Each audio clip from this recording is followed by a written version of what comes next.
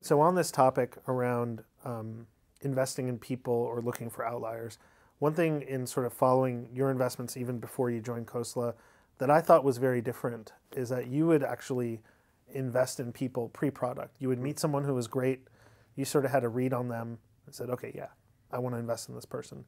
Where it feels like most people are sort of becoming less angel investors and becoming more professional and looking for, let's say, traditional metrics or looking for a prototype.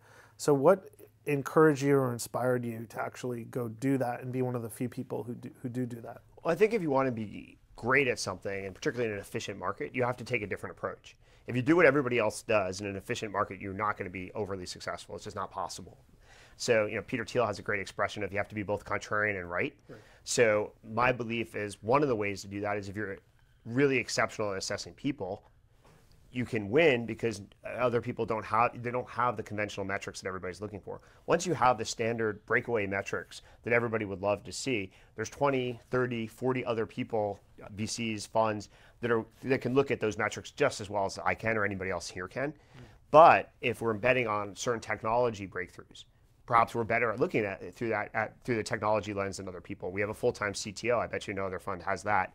We have a lot of technical depth among my partners, so perhaps we can evaluate things before other people can tell whether they're really going to work. Same thing is true of people. If you get a formula for assessing people and you're really good at it, you want to leverage that as much as possible. Peter used to hire kind of unconventional people at PayPal, and that was one of the biggest reasons we were able to assemble this dense array of talent at PayPal was we hired people that weren't from central casting because Peter and Max had a different formula and they were applying that and they happened to be pretty good at it, which is what created our ability to succeed. And so would you say that was like a big influence on you? Absolutely. I've followed a lot of Peter's thoughts. Peter, over the years, I've known him for a long time, has a lot of really interesting insights that are just off the beaten path, and figuring out which of those insights you believe in and which ones would work for you is a pretty good formula, actually. So I've borrowed a lot of Peter's thinking and tried to apply it differently for me in my world and my investments in my companies.